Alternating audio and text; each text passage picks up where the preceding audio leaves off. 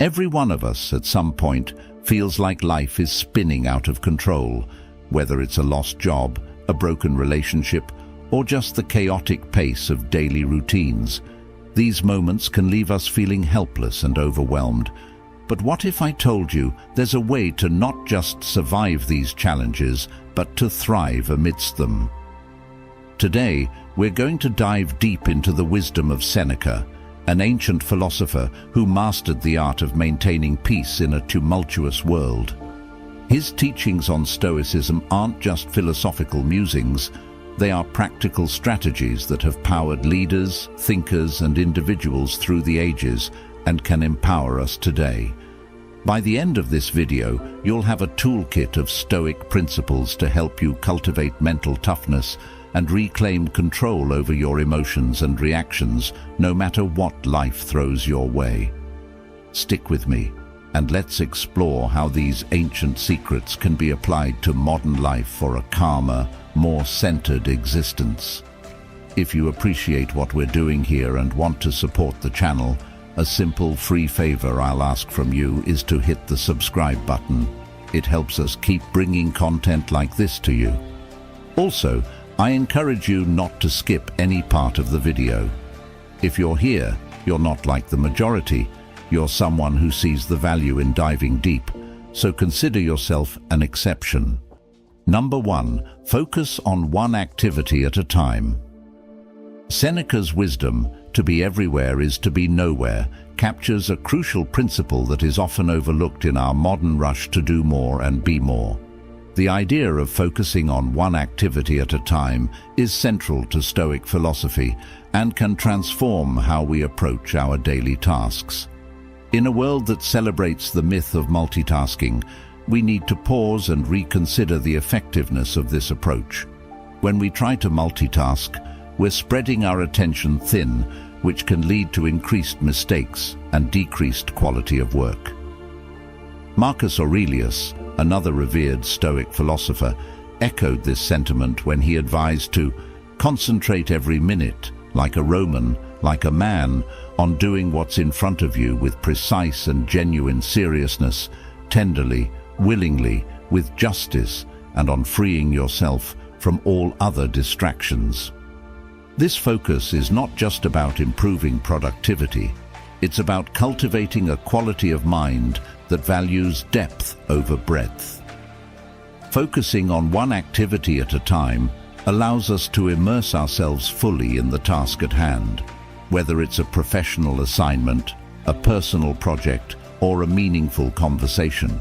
This kind of deep work fosters a greater sense of accomplishment and satisfaction. Plato might argue that this singular focus helps us access a higher form of beauty and truth in our work, as it allows us to give our best effort and create something that resonates with the ideals of goodness and excellence. Moreover, the psychological benefits of focusing on one task at a time are significant. It reduces the cognitive load on our brains, minimizing stress and enhancing our decision-making capabilities. Aristotle, who valued the development of virtues through habitual right action, would likely support this practice as a way to develop the virtue of temperance or self-control, helping us regulate our desire for distraction and immediate gratification. In practicing this focus approach, we not only follow the footsteps of Stoic philosophers, but also align with the teachings of modern psychology, which suggests that our brains are not wired to handle multiple complex tasks simultaneously. The quality of our work and our lives improves when we give our full attention to one thing at a time. Socrates' method of deep inquiry and dialogue, focusing intensely on one subject to the exclusion of all else, exemplifies how powerful this method can be. Embracing this Stoic principle doesn't just make us more productive, it makes us more thoughtful, peaceful, and balanced individuals. It is a rejection of the chaos of modern multitasking and an embrace of a more deliberate and purposeful mode of being. As we practice this, we might find that not only do our results improve, but so does our overall well-being. Number 2, practice philosophy to control your impulses. Seneca's insight, "All the greatest torments are the result of an undisciplined mind," reveals a profound truth about human nature. Our unchecked impulses can be the source of immense emotional turmoil and suffering. Stoicism, which emphasizes the importance of self-control and rational thinking, provides us with a framework to address this challenge. Rather than suppressing our emotions, which is neither healthy nor sustainable, Stoicism teaches us to understand and manage them. The process of managing our impulses begins with self-awareness. Epictetus, another Stoic philosopher, famously said, "No man is free who is not master of himself." This statement highlights the necessity of self-mastery in achieving true freedom and happiness. By becoming more aware of our impulses and the triggers that set them off, we are better equipped to handle them rationally. This doesn't mean denying our feelings, but understanding them deeply enough that we can respond in ways that align with our long-term goals and values. In the realm of philosophy, Aristotle also spoke about the importance of moderating our impulses through the development of virtues. He believed that virtue lies in finding the balance between excess and deficiency, a concept known as the golden mean. For instance, courage is the mean between recklessness and cowardice. Applying this to impulse control, we seek to find a balance between spontaneous reactions and complete inaction, aiming for thoughtful, deliberate responses that reflect our best selves. Moreover, practicing philosophy as a guide to controlling our impulses involves cultivating rational thought as a habit. Marcus Aurelius, in his Meditations, often reflected on the importance of aligning thoughts with rational and virtuous principles. He wrote, "You have power over your mind, not outside events. Realize this, and you will find strength." This perspective encourages us to focus on our internal responses rather than external provocations, thereby gaining greater control over our impulses. By critically examining our impulses with the aid of philosophical wisdom, we can begin to make choices that are not dictated by fleeting emotions, but are the result of careful thought and reflection. This practice not only strengthens our mental fortitude, but also helps us live more harmoniously with our values. It leads to a life where decisions are made not in the heat of the moment, but with a clear, composed mind. The Stoic approach to impulse control is about cultivating an inner dialogue that constantly questions and assesses our instinctive reactions. It is about making philosophy not just a subject we study, but a way we live our lives, allowing us to rise above immediate gratifications and achieve a deeper sense of satisfaction and purpose. This disciplined approach to managing impulses is not just about avoiding emotional pain, it's about forging a path to a more thoughtful, fulfilling life. Number 3, stay prepared. Seneca, who is all about being prepared, famously said, "Rehearse them in your mind. Exile, torture, war, shipwreck, all the terms of our human lot should be before our eyes." This advice might sound a bit dramatic at first. After all, not all of us are navigating the high seas or entering battle. But what Seneca is getting at here is the concept of mental preparation for life's inevitable challenges, a cornerstone of Stoic resilience. Stoicism teaches us to anticipate and mentally rehearse for the worst, not to fill us with dread, but to diminish the shock and pain when difficulties do occur. This practice is known as premeditatio malorum, or the premeditation of evils. It's about visualizing the most challenging scenarios, not to worry obsessively, but to be emotionally and mentally equipped when life throws its curveballs. Think about it this way. Athletes practice under tough conditions to prepare for the strain of actual competition. Similarly, by mentally rehearsing challenging situations, we train our minds to handle stress and adversity with less panic and more poise. This Stoic practice helps us appreciate our current state. When we realize how much worse things could be, our everyday problems seem less overwhelming. Applying this Stoicism doesn't mean living in constant anxiety about what could go wrong. Rather, it's about having a realistic acknowledgement of potential negative outcomes. For example, if you're worried about job security, instead of spiraling into fear, you could start preparing by updating your resume, enhancing your skills, or even exploring alternate career paths. This way, if the worst were to happen, you're not caught off guard and are in a better position to handle the situation. Moreover, this principle extends beyond personal crises. It's about maintaining a level of readiness for any significant changes in our lives, from financial instability to personal loss. By staying prepared, we not only shield ourselves from the initial shock, but also quicken our recovery and adjustment periods. We become less reactive and more responsive, a subtle but powerful shift in handling life's uncertainties. Seneca's counsel helps us forge a mindset where we're not overwhelmed by adversity, but are fortified against it. This mental readiness is not about expecting the worst, but about being prepared to deal with any situation, thereby enhancing our resilience and overall mental toughness. Through this Stoic lens, we see not just the potential for loss or hardship, but also the opportunity for growth and renewal in every challenge. Number 4, voluntarily embrace hardships.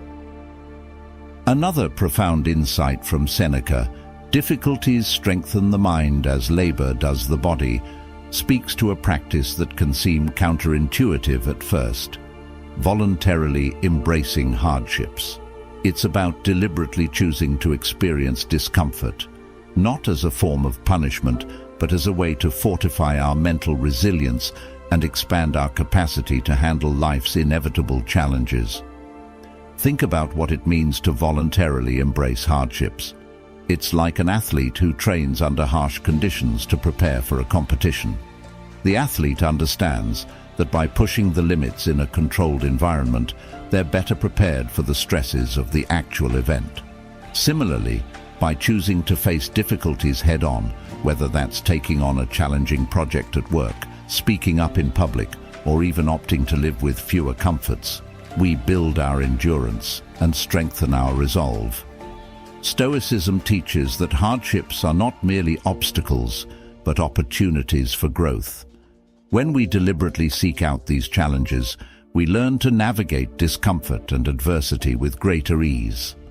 This practice also aligns with the idea of voluntary discomfort, a technique used by Stoics to develop self-discipline and resilience. For instance, Seneca practiced asceticism, including living simply and enduring physical discomfort, to cultivate a sense of control and inner strength. By experiencing and overcoming minor hardships, we become better equipped to handle major challenges with composure and confidence. This approach also allows us to develop a sense of gratitude for the comfort and ease we usually enjoy. When we intentionally expose ourselves to discomfort, we gain a deeper appreciation for the stability and luxury in our lives, which enhances our overall satisfaction and reduces our tendency to take things for granted. Embracing hardship voluntarily is not about seeking out suffering for its own sake, but about cultivating resilience and character. It's about preparing ourselves to handle life's unpredictabilities with grace and strength.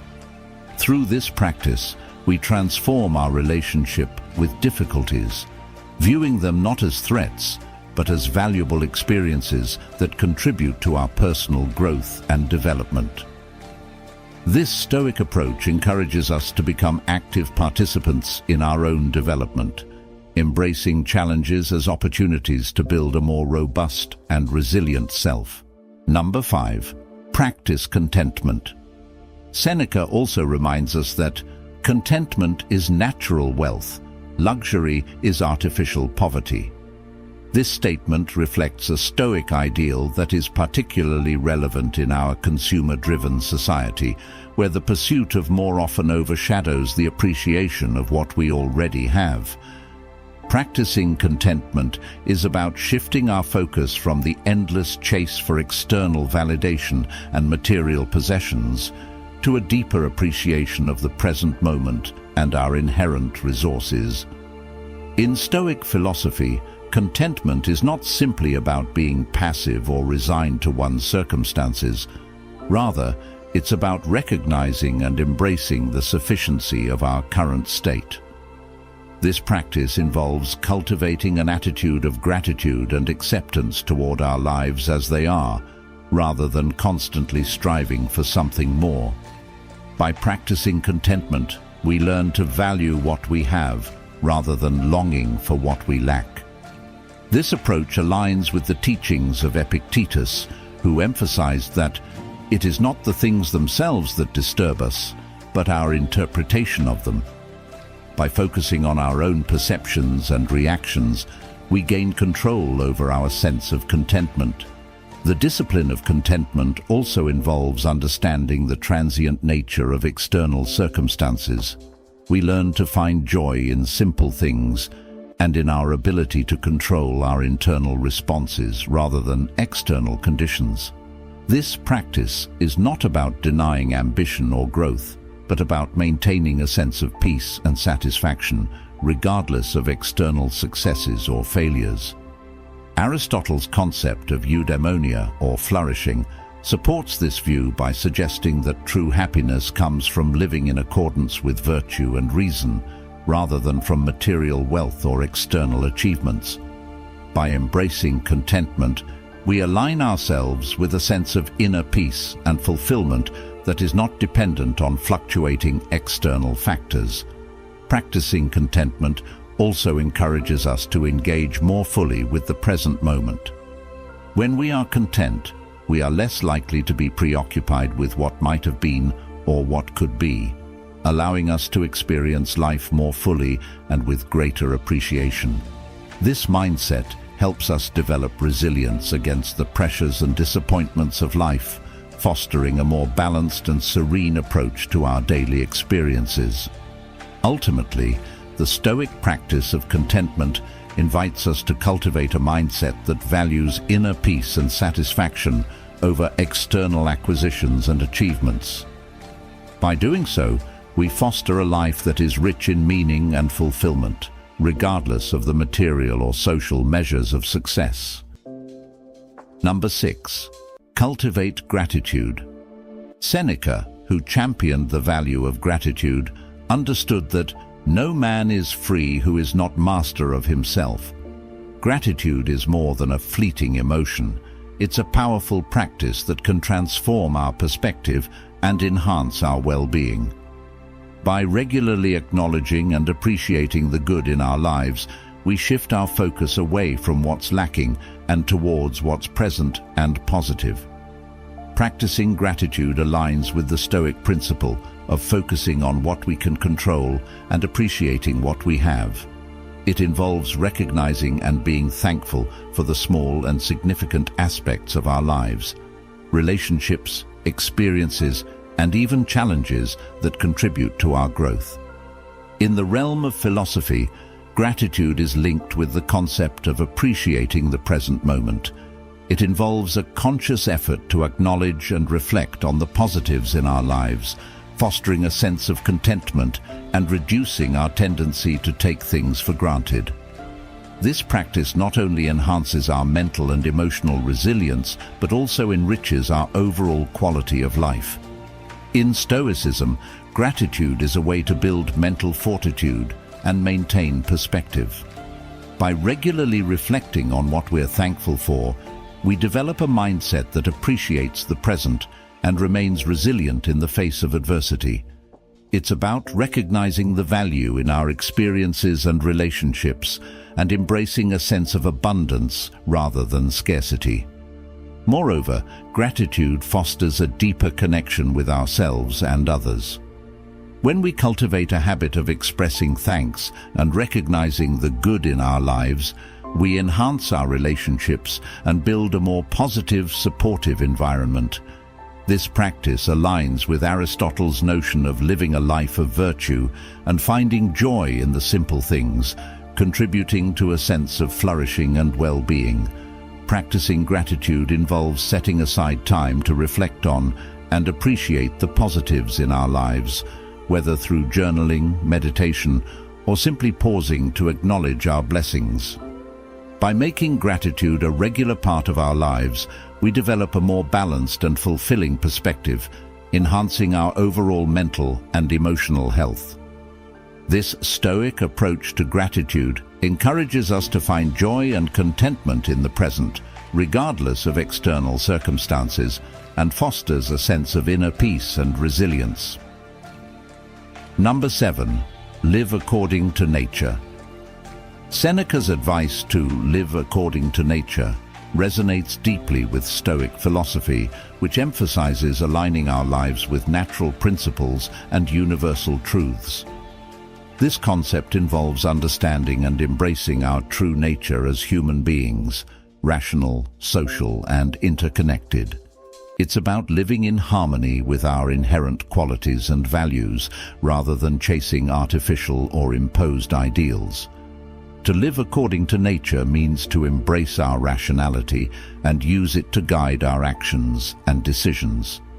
It involves recognizing our place in the broader context of humanity and acting in ways that reflect our shared values and responsibilities. This approach encourages us to live authentically and in alignment with our true selves, rather than conforming to external expectations or superficial pursuits. Moreover, living according to nature involves accepting the natural rhythms and cycles of life. It means recognizing the impermanence of external circumstances and finding contentment and purpose within the flow of life, rather than resisting or fighting against it. This Stoic practice fosters a sense of peace and acceptance, allowing us to navigate life's ups and downs with greater ease and resilience. In philosophy, living according to nature is closely linked with the idea of flourishing or eudaimonia. It involves aligning our actions with our values and pursuing a life of virtue and meaning. By embracing our true nature and living authentically, we contribute to our own well-being and to the greater good of society. This practice also encourages us to engage in activities and relationships that resonate with our core values and bring us fulfillment. By living in accordance with nature, we cultivate a sense of harmony and balance in our lives, enhancing our overall well-being and contributing to a more meaningful and purposeful existence. This Stoic principle invites us to reflect on our values, embrace our inherent qualities, and align our lives with the natural order, fostering a deeper sense of peace and fulfillment. Number 8. Reflect on your mortality. Seneca's reminder that the life of the dead is placed in the memory of the living highlights the importance of reflecting on our mortality. This practice, known as memento mori, is a Stoic technique for embracing our finite nature and using it to live a more purposeful and meaningful life. Reflecting on mortality helps us gain perspective on our lives and prioritize what truly matters.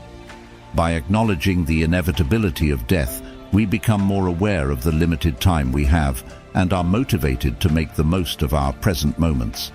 This practice encourages us to live authentically, focusing on what brings us genuine fulfillment and contributes to our long-term well-being. In philosophy, memento mori is a call to live in accordance with our values and priorities.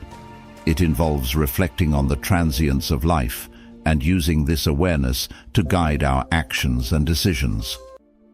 By embracing our mortality, we cultivate a deeper appreciation for the present and a greater sense of urgency to pursue our goals and passions. Additionally, reflecting on mortality helps us develop resilience and acceptance in the face of challenges. It encourages us to let go of fears and anxieties related to death and to approach life with greater courage and clarity. This Stoic practice fosters a sense of peace and acceptance, allowing us to navigate life's uncertainties with greater composure and confidence. By making memento mori a regular part of our reflections, we enhance our ability to live fully and meaningfully, embracing each moment with gratitude and purpose.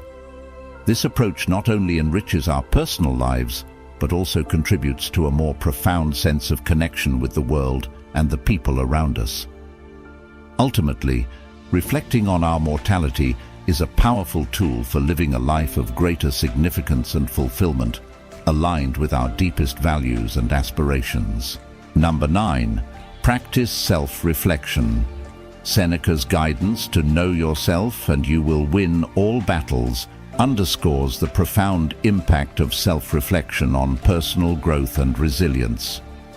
Practicing self-reflection involves a deliberate examination of our thoughts, actions, and motivations, allowing us to gain deeper insight into ourselves and improve our responses to life's challenges. Self-reflection is a key component of Stoic philosophy and is crucial for developing self-awareness and emotional intelligence. By regularly reflecting on our experiences and behaviors, we gain clarity on our values, strengths, and areas for improvement.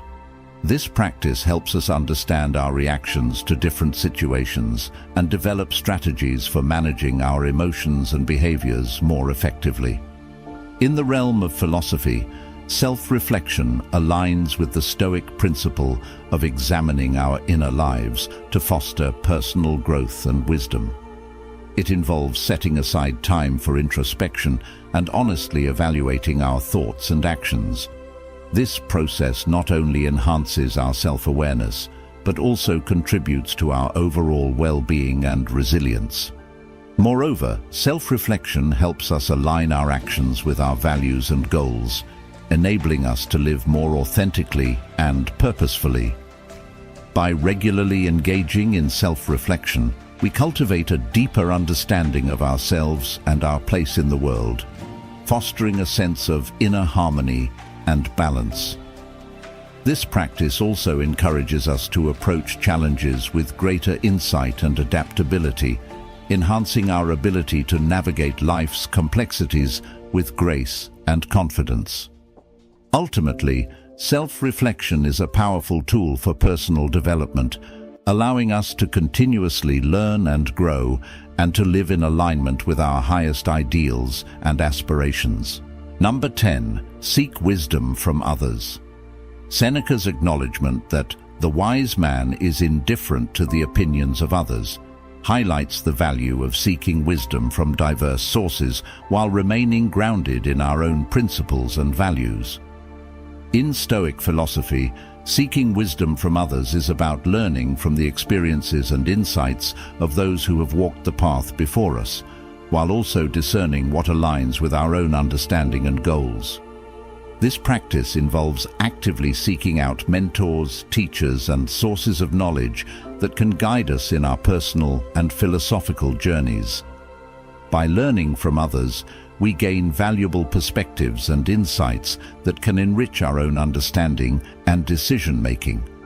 In philosophy, the pursuit of wisdom is a lifelong journey that involves continuous learning and growth. It requires openness to new ideas and experiences, as well as critical thinking and discernment. By seeking wisdom from others, we enhance our ability to navigate life's challenges and make informed decisions. This practice also encourages us to engage with diverse perspectives and to question our own assumptions and beliefs. Additionally, seeking wisdom from others fosters a sense of humility and curiosity, allowing us to approach life with a greater sense of openness and receptivity. By balancing the insights we gain from others with our own principles and values, we cultivate a more nuanced and informed understanding of the world and our place in it. Ultimately, seeking wisdom from others enriches our personal growth and contributes to a more meaningful and fulfilling life. Strategy 11. Cut out negative energy. This might be one of the most important things you can do to level up your life. Negative energy can come from many sources: people, habits, environments, and even your own thoughts. If you're not careful, it can drain you faster than anything else. Stoicism teaches us to focus on what we can control and let go of the things that don't serve us. Cutting out negative energy is about reclaiming your mental space and creating room for positivity, growth, and resilience. Start by taking a good, honest look at the people around you. Who lifts you up? Who drains you? Sometimes we hold on to relationships out of obligation or habit, but if someone is constantly bringing negativity into your life, it might be time to reevaluate how much access they have to your energy. This doesn't mean you need to cut people out completely, but you can set boundaries or limit your contact with those who aren't adding value to your life. The Stoics were all about quality over quantity when it came to relationships. Surround yourself with people who inspire you, challenge you in a positive way, and support your growth. However, negative energy isn't just about other people. It can also come from within. Pay attention to your self-talk. Are you constantly doubting yourself, criticizing your actions, or expecting the worst? That's negative energy too. One of the most powerful things you can do is challenge those negative thoughts when they pop up.